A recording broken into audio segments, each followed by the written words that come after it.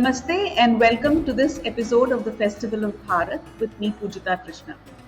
I have with me today Sandeep Balakrishna ji, who is an author, editor, columnist, public intellectual, and an independent researcher. He is the founder and chief editor of Dharma Dispatch and a contributing editor in Preksha Journal as well. Sandeep ji is a fellow of the Indian Council for Philosophical Research. He writes on issues pertaining to Bharat and Sanatan Dharma, including but not limited to Indian philosophy, culture, history, and literature. Welcome, Sandeep ji, and we're so happy to have you on our show today. Namaste. Thank you, Pujita ji. Thanks for the warm introduction.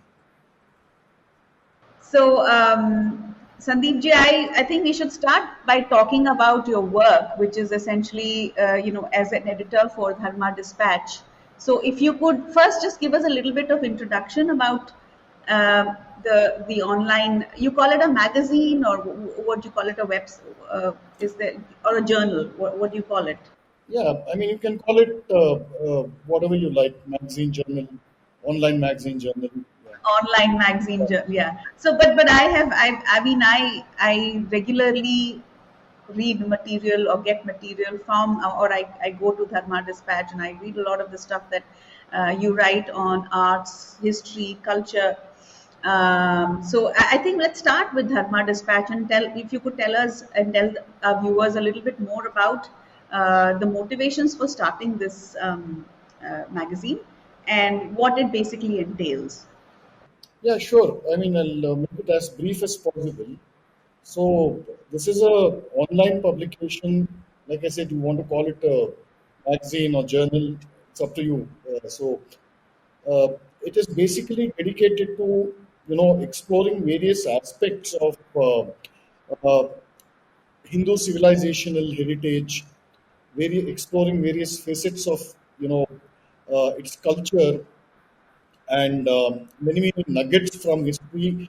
The focus is primarily on all aspects related to India's Hindu civilizational heritage and an effort to show a sense of unbroken continuity using various aspects from the belonging to these domains like history, how our people lived, what are the values that motivated them, what was their lifestyle like, and along with it, everything comes together. Like I always keep saying that you take any one aspect of our culture or society in the past, and then you can reconstruct the entire history and culture of India since the ancient times. So, if you take, for example, Dharma Shastras, that will lead you to say temple architecture. Or if you take temple architecture, that will lead you to our sacred epics and Puranas.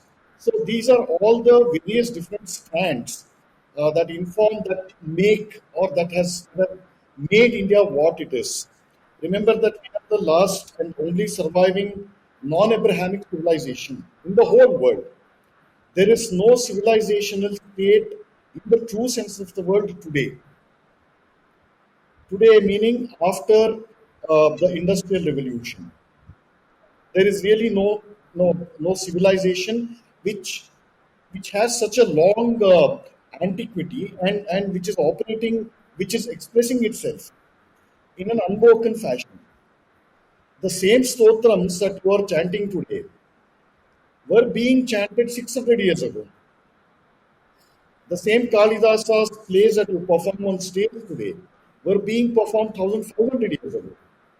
The same Vedas that the rishis would chant in, say, Naimisharanya or one of those sacred places, with the exact intonation, with the exact, the structure of the mantra, they have been preserved right till date. So this is a great strength which no other civilization has. So we kind of try to bring in the best elements as far as possible. You know, little known or even unknown stories from our culture and heritage, and yeah, that is basically the sum and substance of our work at the Dispatch.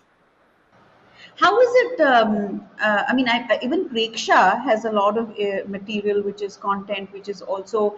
How would you see it different from Preksha, or do you think that the work is complementary? It is Preksha is also. it is complementary, but the focus of Preksha is slightly different uh, in the sense that it is what you call leaning more towards first-rate scholarship and publishing direct translations of our epics and kavyas and other literature from Kannada, Telugu, Sanskrit. So that is where there's a slight difference, but essentially it is complementary. And Preksha doesn't do any political or cultural commentary like we do. We also do Dharma Dispatch also does occasional political commentary, but we try to keep it at a very minimal level political commentary. So, one major focus is that all the content on Dharma Dispatch, as far as possible, has a sense of what you call it is spatio-temporally neutral, meaning you can pick up any article and it will there is no age to it. Unlike running political commentary on current affairs, which has a shelf life of say about 1 hour or 1 day at the most in this social media era. Absolutely, very true.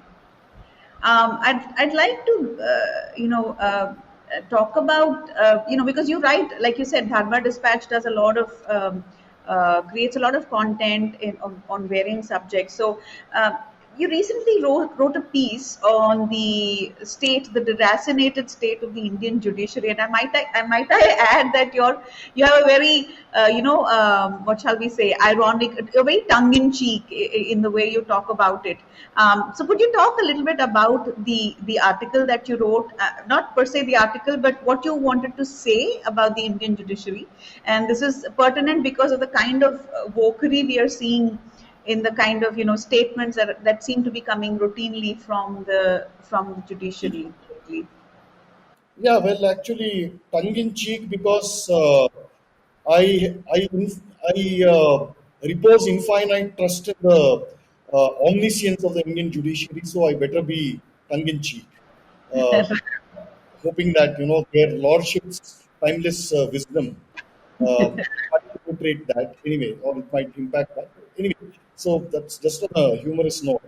I know. Uh, I think India is the only country in the world whose judiciary is almost almost 100% illiterate about the very foundations of the civilization or the country or the culture which gave birth to the current Indian judiciary. The judiciary that we are having since 1947 or 1950, it was not created by the constitution. The Indian civilization created this constitution. And it is kind of both scary and quite sad at many levels that judges at the in the highest court of the land are completely illiterate about the culture and the civilization and the past and the history and the spirituality and the traditions of the very people it is supposed to safeguard and protect or do justice. So this is why I wrote that piece. It's quite painful to what you describe as wokeism. Now you put an Indian judge, who we are all referring to, or any Mm, of those judges of that caliber. You put them in the Supreme Court of America, for example, mm, and or you take a judge of a Supreme Court of America, take an Indian case out there, give all the Indian law books for them to read. Their judgments about India would not be different from the judgments that our judges are giving. They are as exactly. far removed from their own land and its culture, Absolutely. its traditions as a judge in a foreign country. Where do you think this kind of deracination is coming? I mean, is where is it coming from? I mean, do you see that as part of the because of the collegium system, or what is it? What is it that's breeding this kind of? You see it in bureaucracy today, like the way the IAS, the recruits are being trained, or the kind of curriculum they're exposed to. That's very obvious by the kind of we've seen a lot of videos how the IAS aspirants are being trained, right? But what about the judiciary? Where do you think this? I mean, do you have any opinion or do you have a view on that? Like, where do you think that's coming from? Yeah, it has, see, the collegium system is just incidental. It has, see, instead of a collegium system, you could have another system to replace it. But the kind of people who are getting elevated as judges, it all boils down basically to uh, elementary education, the kind of schools that they go to, the kind of curriculum right from LKG onwards that we still have. That is the root cause of the problem lies there. And then as they grow up, if you go to a convent, you're gone already. Okay, but somehow if you escape the clutches of a convent and go to, some other school, even there the syllabus doesn't change. It's pretty much, pretty much designed to make you hate your own culture. So the real root of the problem lies there. And this problem has been festering, for a good part of the last 7 decades. So you have to fix that at that level. It has nothing to do with collegium. Collegium is related only to appointments of judges, which is a different headache altogether. But why judges have become deracinated is precisely because of that, and even the bureaucracy, all the training that all these IAS officers, aspirants go through, the textbooks they are prescribed, the same Romeo Yeah, Thapar, same Romeo exactly. Thapar, and once they get in, the kind of thing they're exposed to, their knowledge of their own country Yes, comes from books written by colonial bureaucrats. totally. All this Mill and those guys, Elphinstone, all those guys, the British, what they did was they elaborately documented every minute aspect of India, including the people, what they call as caste, communities, flora, fauna. They formed their opinion. It was essentially the opinion of an invader, of a conqueror, and and it was the opinion of a ruler looking down at a subject. We True. were a subject race. So these books about India, prescribed to ICS aspirants in those days, British ICS aspirants, were written from this perspective. So they were written, and all the manuals of the ICS, if you look at them, it's quite shocking. They were designed to exploit India, not to govern India. So True. we have not dismantled that system. Yes. So and part of the same thing has also spilled over to the judiciary. Now, if you look at some of the judgments relating to, uh, broadly speaking, relating to Hindu issues between say 1950 to even early 1980s, they were pretty well informed. One classic example is the so-called Hindutva judgment. They're all quite well written. That is because the judges, the caliber of the judges, the background of the judges back then. So if you were a judge in 1960, okay, you would have been born at least 50 years before that, True. right? So you would have been born sometime in 1910 or 1920. And that environment, both at home, that India was completely different. Different. And the formative education that judges of that vintage had was completely different from what education that these fellows have received. So the consequences have been entirely predictable, Pujita ji. You have judges going abroad and waxing eloquent about India. Which foreign judge does this? Which foreign judge has come from, say, UK to India and is speaking in the Indian Constitution Club about how bad and how dangerous democracy is in their home country? Absolutely. No one does it. No one. Yep. So there are a lot of things that we tend to do in this country in the name of democracy. Everything passes off as democracy, and yet we keep complaining about the lack of it. So you did mention that you haven't watched the Kerala story, but I would like to, because it is in the news and it is very, very pertinent. Um, I just wanted your reactions or your opinion on, you know, what the movie is about the, you know, love jihad and conversion of women, and more importantly, as the makers of the film say, it's also about the danger that these women are in, being sent to ISIS, you know, and being basically becoming slaves there to these ISIS terrorists. Or their radicalization thereof. So, what would you like to? I mean, would you like to offer your opinion on? You could speak on the controversy, or you could talk about why there is such a reaction to this film on the from the other side, where they're resisting the fact that these are facts, but they seem to not they in a state of denial. They don't even want to accept that such these things happen. We can look at this, split in three parts. Part one is about the movie itself, Kerala story. It is basically a fictionalized account of reality. So when you say, art imitates life or life imitates art. So this is that case, art imitating life. This is always well known. This love jihad is always well known, and somebody finally woke up to tell the story in a very, very effective way. From what I hear, it is a well-made movie. I haven't seen it like I said. So I hear it is a well-known. It's a well-made movie, and that is part one. Part two is about controversy. So let's look at this. I'll give you two random examples of two random movies. One is a movie called Black Friday. Then the other movie is called Tarzania. Okay, What was the movie called? Second one? Tarzania. Both are Hindi Tarzan. movies. Tarzania. Okay. Mm. So both movies, the subject of both movies are about the Gujarat riots of 2002. Mm. Okay. So no controversy happened.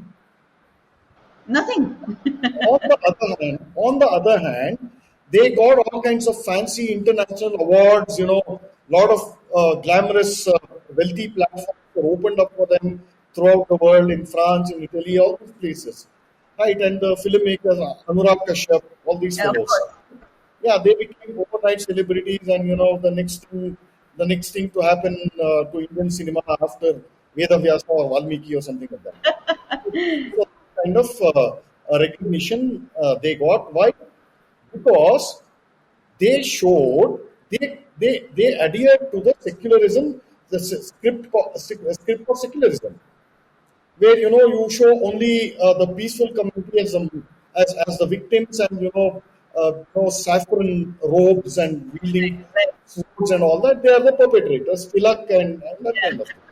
Hindu militant, Hindutva Yeah. radicals, this kind of thing. So Correct. that's why they got that recognition. No controversy happened. These guys are Anurag Kashyap type of people have been made into heroes. But when you tell the exact truth, a well-known phenomenon that has happened to nobody's taken out a statistic as to how many cases of love jihad per Hindu family across India Yes. has happened. That would be, I think, a good project for someone to take up. Absolutely. Compute the statistics, how many cases of love jihad per Hindu family have happened throughout India, not just in Kerala. So this has always been there. But Hindus themselves never speak out for the same reason that you feel unsafe. The very fact that somebody can, just take off your sisters and daughters like that, right? And there's no law to protect this thing, protect them from that, right? And those guys, I mean, it is nothing for them to chop off their neck or murder their family. So it is par for the course. You have lawyers who come and defend the perpetrators of love jihad. This is what the movie has narrated. So that is why if you show Islam or the alleged minority community in a less than flattering light, it automatically becomes controversial. And the people who rush to defend it or rush to condemn it are Hindus themselves. That is what is so See, that is the whole point, right? Your opponent, okay, has only one community to fight against, not fight against, one community as a target yes, for conversion or whatever other things, love jihad, other things. On the other hand, the victim, which is a Hindu community, it has to fight not only against these love jihad guys, it has to fight against Hindu lawyers who come and defend them. It yes, has to fight against judges in the court who are either scared or are corrupt and take yes, their side. Then you have to fight against the entire one powerful section of the entire English media machinery, yes. which are all funded and controlled by Hindu businessmen. So, Absolutely. who all the Hindu community has to fight against? In the Totally, Burqa totally. case, in the Karnataka Burqa case, right? It was a Hindu lawyer who fought against Hindus in support of this Burqa thing. Which cases that you're referring to, Sandeep ji? I'm afraid of. The Udupi Burqa thing that happened last year. The Burkha case. Yes, yes, of course. Yes, yes, It was a battery of Hindu lawyers. yes. Yeah, who took the case of for that community. So you see How who all. Yeah, so you see who all we have to fight against as Hindus. and the same people have issues with Hindu. Violence. Yes. I was just saying that I was adding to what you just said that the same people have issues. I mean, they rush to defend the burqa as the Muslim woman's right to decide whatever she wants to wear as a freedom of choice. But if it's a woman, Hindu woman who has exercised the same freedom of choice to do a karwa chauth or observe some other practice, and that becomes patriarchal or that becomes regressive. So that's the kind of system that we are in right now. Yeah. No, this is a system that was created about 80 years back, and it got political and institutional patronage, and it has grown to frightening. It has acquired frightening levels of power over the same people. True, because media plays such an important role in perpetuating these bits. OTT, for example, the shows on OTT. I don't know if you watch any of these shows or if you followed any just out of curiosity. I don't. Have you? No, okay. Then you are safe.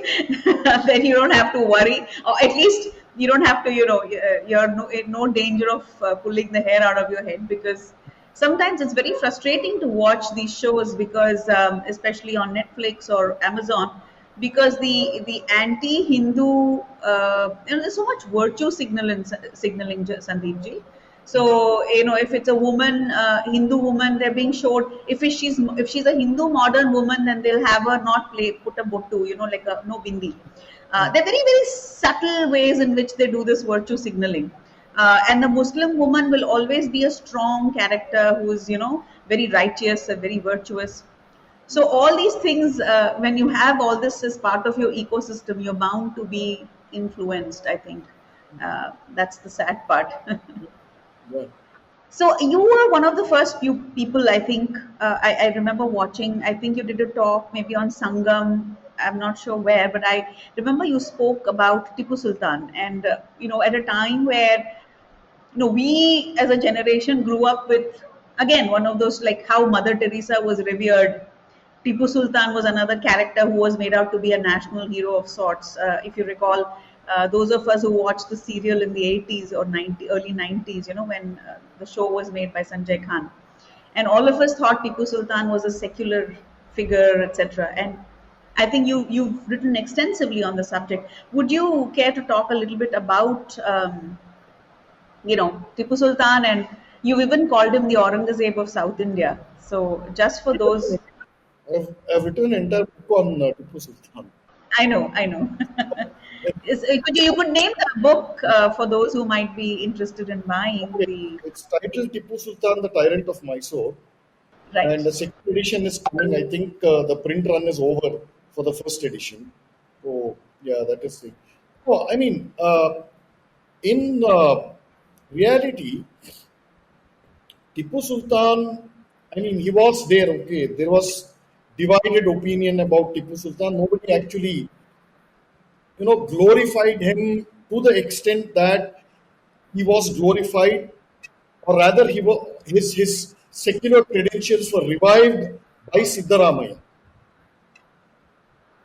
Until then, not too many people, yeah, not too many people, even in Karnataka. Keep in mind, he was also part of the history of Mysore, his history of Karnataka. That was pretty much the whole attitude towards Tipu Sultan. But Sanjay Khan, this fellow, Bhagavan is Gidwani, is a novelist. So he wrote a horrible novel called The Sword of Tipu Sultan, which was complete nonsense. It had nothing to do with, it had no history basically. It was not based on authentic history, but it was Gidwani's fantasy. So Kidwani, is it? What's the name of the gentleman? Gidwani, that's the author's name. Okay. And then he had to kind of apologize. And a beautiful book review had been published in Hindustan Times about the novel. It basically ripped apart the novel, claiming it, unhistorical and full of lies. So that, and the matter rested there. After that, Sanjay Khan took that novel and Ah. made a television series based on that novel. Oh, so he made a serial on this book which had Yes, been yes. rubbish, and oh my Based on that. God. Yeah. So that is the background.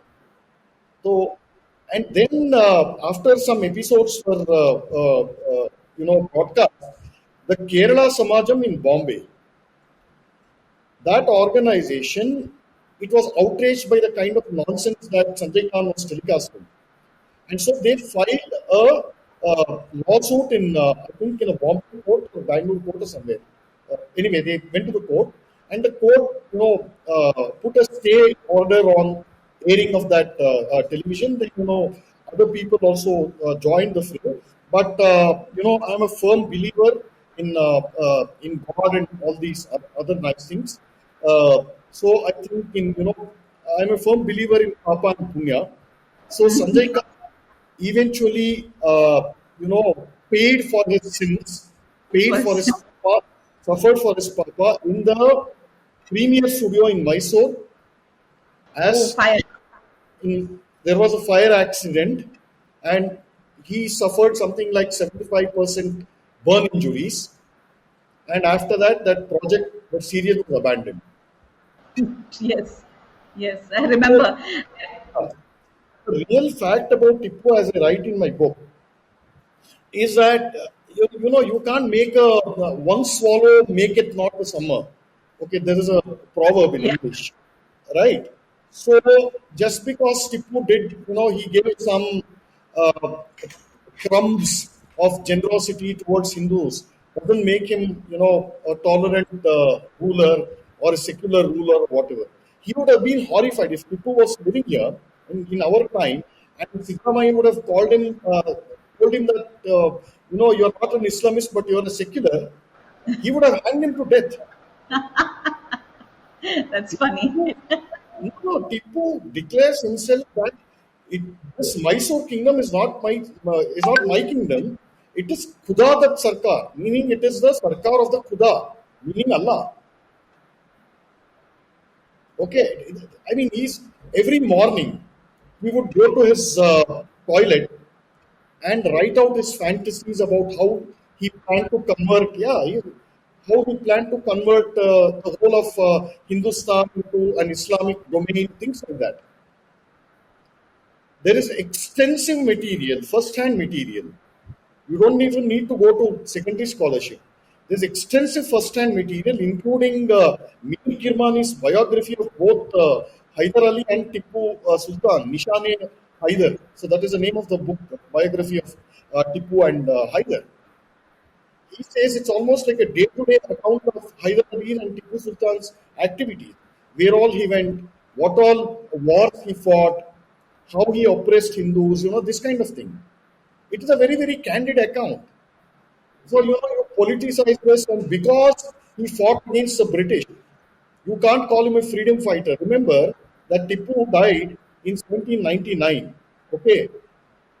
And in 1799, it was the Mysore kingdom which passed into the hands of the British. It was not all of India which passed into the hands of British. Right. So, what are you talking about? So, the entire India's administration passed into the British Crown in 1858. 1858. So, what independence movement are you talking about? True. And the other, the other argument that the other side, especially when you bring up the subject of the atrocities that were committed by some of these Islamist conquerors like Tipu or Aurangzeb, the other argument that is presented is, well, if you go by primary accounts, the Muslim chroniclers had a habit of exaggerating the killings and the persecutions of their rulers, because so you can't go by. What would you say to that if you go by the primary accounts of these chroniclers? Look, even if they're exaggerating, how many numbers of slaughtered Hindus is qualifies as not exaggeration? Right, that's a good point. So one case, what you need 100 cases of what you need one lakh cases of love jihad before you can say that yes, this means 1 lakh, minimum is 1 lakh, it means it is love jihad. What are you guys talking about?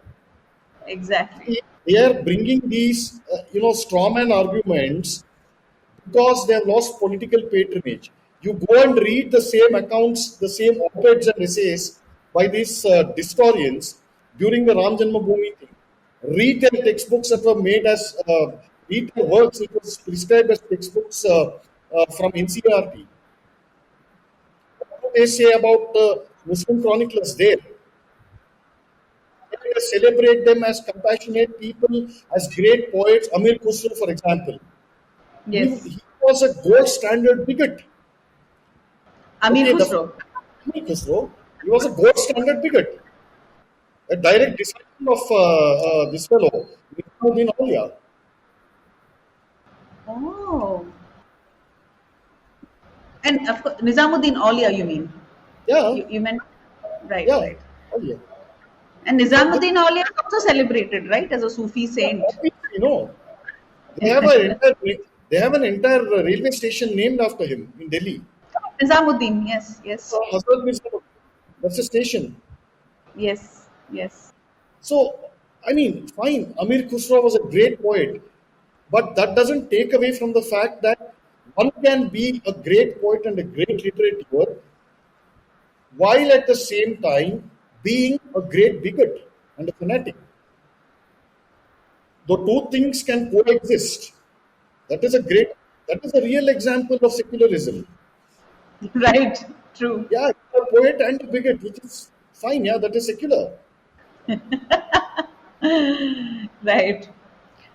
So your other book, which is Invaders and Infidels, right, which came out in 2020, and in keeping with what we were just discussing, it covers the 500 years of Islamic invasions till Babur's taking over of Hindustan. That am I right? It's still Babur's Yeah, invasion, yeah, till that and period. that's Yeah. just part one, and you're working on another part two. Yeah, part two, book two will be out this year.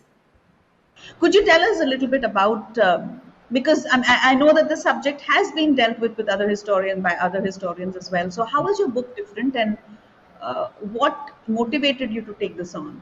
Look, it is assumed in most popular narratives, and not just limited to all these distorted history textbooks, but even in the popular imagination, even in the popular perception, the history of the Muslim period of India is almost exclusively associated with the Mughals. Yes. And before Babur, who was the first, alleged Mughal who came and founded an empire here, before him you had, you know, 500 years of Muslim rule, not not in large parts of India, but in substantial parts of North India, North and Sultanate, Northwest, Sultanate, Delhi right? Sultanate. What they call the Sultanate. So that history, in a comprehensive fashion, has been documented, yes, but not in one place. Not like, you have disconnected and independent accounts dealing with, say, the Tughlaq period or the Khalji period.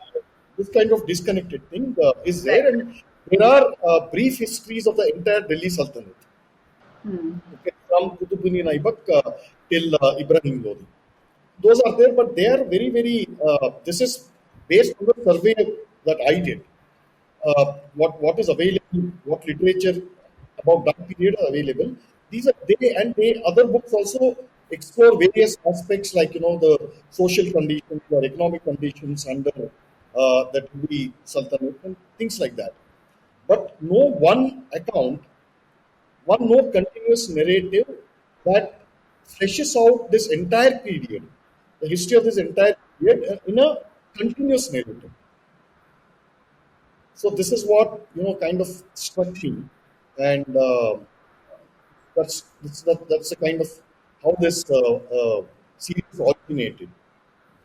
So you would have had to do a lot of. I mean, any book on history requires a lot of tremendous research, Sandeep ji. So, could you tell us a little bit about the process of research that you had to go through, and some findings, that maybe you could talk about the things that came as a surprise to you while you were doing this research, and which probably made it to the book. Maybe some facts or incidents, or it could be anecdotal. Yeah, that's a lot of ground that you cover. I'll see how much I remember Yes, from sure. all. But most of your questions, the book itself answers. So Right. yeah. The other thing I forgot to mention was that most of these books, existing books which talk about the Delhi Sultanate, uh, they don't present a detailed picture. They don't tell the Hindu side of the story. They do tell, but it is in bits and pieces. What happened to the Hindus as a result of these invasions? So that is a parallel kind of a narrative that you find in these volumes. Where did you How, get the information on that? Like because like you said, there's a lot of information about, even in school, like typically, I'm an CBSE student. We read about Tughlaq's Tughlaqi brain, and he's shifting the capital and his harebrained schemes. We read about Khilji. So, and the basic stuff that everybody knows came from some of these sources or historians, like maybe Irfan Habib or Romila Thapar or whatever. But rarely did we know about the condition of the Hindus, like which you say you've covered in the book. So my question is, what were your sources? Who were the historians, or who were the books, or who were the authors that you you can referred to? you can read. I've given a complete bibliography at the end of the uh, each book, so you will find the sources there. But for the Hindu side of the story, unfortunately, not enough detailed accounts have survived. On the other hand, you have copious amounts of Muslim sources who have taken great delight in the massacre and genocides of Hindus and the destruction of temples, cow slaughter, the enslavement of women and children, this kind of thing. So, what the Hindu side of the story comes from there also. Now, when I'll just take a random example. Let's say one Islamic historian. You can't call them historians, but they are chroniclers basically. Chroniclers, yeah. Take some Al Utbi or someone. When he writes that 30,000, the Sultan captured 30,000 infidels and bound them in chains and humiliated them. They take great perverse pleasure. What kind of a psyche is it that takes joy in the suffering of other people? They write in great poetic detail. So that is one obvious source to understand what the Hindus must have undergone as a people, as a society. And then you have literary evidences, you have Hamira Mahakavya, things like that, from which you can piece that history together. You can reconstruct that history.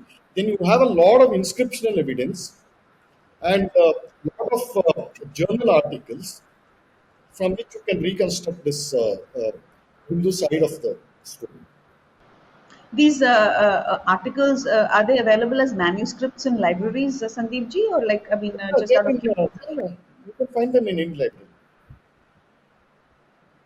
And what about your second part? Like, what will you cover in the second part of this The book? second part will talk about the Khalji invasion, Khalji people. Oh, You but have read the. I'm assuming you have read the first part. unfortunately, I have not. I beg your pardon, but I intend to. Now I will, because there's so many books to read. I've just been overwhelmed, but I will get to it for sure, because this is an area that woefully I'm ignorant about. I mean, one has a broad idea, one has a general idea of the suffering that Hindus must have gone through, but I think it's important to know the details. The other thing, the other thing is the fact that after Islam began spreading its tentacles across the world after Muhammad's death, on one hand, it completely demolished the ancient civilization known as Egypt. On the other side, it went all the way till Spain. But out here, when it came to India, Islam took 320 years to get a foothold in Delhi. Exactly, exactly. What does it show? What does it show? What does that tell you about the kind of resistance and the Hindu resistance, yes. that we had? That is a story that I tell in bits and pieces in the first volume, but as we go There is along, you'll get it when a you read the book. there's a book by Coenrad Els, I think, who's written a book called Hindu Resistance to Islamic Invasion. No, no, I've read that. no. That was Hindu resistance to Islamic invasions from Sitaram Goel, or Sitaram Goel. Sitaram Goel ji had written like a companion volume to that. Uh, this, I forget the name of the author. It will come to me. I think it's Coenrad ji. I'm not sure, but Hindu Resistance to Islam. Okay, it's No, Goel is a good friend. It's not by else. okay. No, it's not by else. But that book talks about the those what you mentioned. Islamic Invasion is by Ram Gopal Mishra or Ram Gopal Sharma. Okay, okay. It's a very slim book. It's, yeah, slim book. I read it some time back, and Yeah. I Blue seem to blue have, color blue color jacket. yes. So that, I think that book talks about what you just mentioned, that it took so many years for the, so naturally the kind of resistance that were put up by the Hindu kings in the Sindh area, or up north over there, naturally they fought tooth and nail before, or the kings in Kashmir. So nobody talks about that. Somehow that never made it to our history textbooks. Yeah, that's because we had gatekeepers like Romila Thapar. No? Exactly. Who they allowed this story to be told. A lot of these historians were sidelined, right? They did not. I believe there's a story about Bhairappa ji being something about him not, being sidelined by the Congress government at one point. Am I No, right? no, no. It didn't quite work out like that. So NCRT called for a committee, formed a committee to Yes. revise the textbooks, history textbooks specifically, and that committee was headed by a bureaucrat, IAS Babu, called Parthasarathi, who was a chamcha of Indira Gandhi. Okay. And as part of the discussions, he had to call all these academics, and Bhairappa ji was working in the NCRT at that time, and he was also made part of that committee. And you know Right. how the political appointees are done, right? Background checks and whether who is friendly to our government, who will toe our line, and Theology. Yes. he's been included. And when the essentially, just summarize the whole story. Parthasarathi had given the token, the line, the official script, that you have to take out historical chapters which narrate the true story of Islamic invasions and temple destructions and everything, all the atrocities they committed. Why? Because it would hurt. No, no, it would come in the way of national integration. This was the official.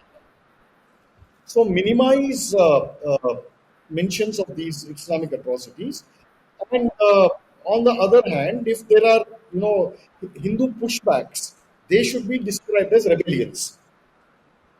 Hindus, Hindus were fighting for freedom. All these battles fought by Hindus were largely battles of resistance and reclamation of freedom.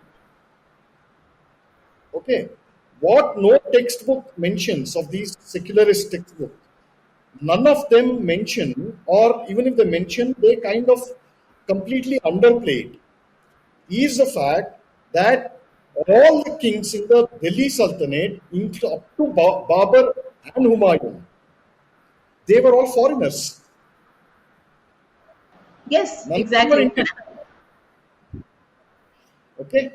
So anyway, so this was the official script given by Parthasarathi, and Bharat began to, cross-question him, saying that, look, you can write nonsense about these things in the history textbook, you can whitewash it, but what will we tell our children when they go to Mathura, when they go to Ayodhya, when they go to Kashi, when they go to hundreds of these sacred sites and see the ruins of temples? What will you do about them? How will you answer? So a couple of meetings happened like that, and Parthasarathi was a very cunning man, very charming, very polished, very suave. So he said, I respect your scholarship, Dr. Bharat. What you know is a great point. And then the argument happened. Then they said, we will reconvene after 2 weeks. And when the committee reconvened after 2 weeks, Dr. Vairappa's name was not on the list. So he was an eyewitness to the actual process of how the distortion occurred physically. Interesting. Just one last question, Sandeep ji, is about what's happening in Kalakshetra. Although the dust has settled a little bit, you've also written about it, so that's why I'm asking you for your opinion. Do you think that at the rate at which so many of the Indian traditions are being attacked, whether it is our temples or our faith or beliefs, practices. Do you think that what's happening right now with Kalakshetra, with, of course, first it was with Leela Samson ji being the director, which was an unorthodox, appointment, and then there were reports of some misappropriation there of funds, etc. And now with these allegations of sexual misconduct, etc., harassment. Do you think it is what it is, or there's more than meets the eye? And definitely, there's sure that there is more than what meets eye. But because you asked me, I'm telling you, I have no hope for this Kalakshetra or whatever it is. It kind of, declined, and its death knell was sounded long back, even much before Leela Samson herself. Okay, Leela Samson's appointment was not unorthodox. I think it was a overtly political appointment, which came from the highest positions of power, Sonia Gandhi, if you will. Okay, he was a guru of what's her name, Priyanka, Priyanka Gandhi. Yeah. Priyanka Vadra. So anyway, she is a completely anti-Hindu Christian lady, basically, removing murtis of Nataraja. What kind of a Bharatanatyam dance school are you running if you remove the murti of Nataraja and Ganesha? Those are just these are all outward symbols, outward manifestations of a rot that had sitting. Long back. Institution had been robust. There was no way someone like Leela Samson would have come in. True. So short of a complete overhaul, I mean, it doesn't, personally speaking, I don't care one way or the other in which direction it goes. If there are sensible and wise and honest people out there who come and take charge, perhaps it can be revived. If it doesn't, I won't shed any tears. So it's not just about the institution, right, Sandeep ji? It's about the knowledge system itself. Hmm. The fear is that the knowledge system is being, uh, what shall we say, hijacked or appropriated. No, no, that's what I'm saying. When the rot has already seeped, for example, let me put a counter question. How much of loss of these knowledge systems that you talk about has already occurred that you don't know about? Well, I'm sure there are many. It's because these things are coming to light now. It was always happening throughout these decades. It's only come to light now because of the change in the government. As simple as that. True. So those who are serious about those knowledge systems, it is not the sole repository of this knowledge system. There are enough vidwans and scholars, and if there are serious people within Kalakshetra who want to preserve them, they will find a way to do it. Right. Yep. So Sandeep ji, I think we'll conclude our talk here, and thank you so much for your time. We've talked about a lot of things, and good luck on your next book. So you're working on the second part of Invaders and Infidels. Yes. Any other exciting projects that you're working on that you would like to share with us? No, Any other? for now, this is the only book. That's the only. I'm actually working on the third part. The second part should come out sometime this year. Okay. Oh, the second book is already completed. Okay, wonderful. So we look forward to that, and Hmm. best of luck on all your future projects and endeavors. And we'd love to have you again on our show sometime soon, Sure. maybe once You the must. second book is out. So thank you so much for your time, and It's my pleasure. to all our subscribers and those who are watching.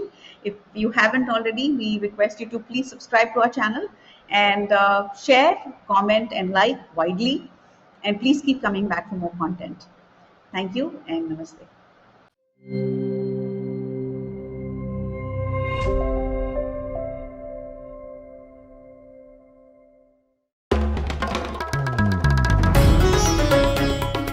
Namaste. We hope you enjoyed this Chitti Media content. Please remember to subscribe to us and switch on the notifications for this channel. For our other social media links, more content, and to support our work, please visit citti.net. Dhanyavad. Namaskar.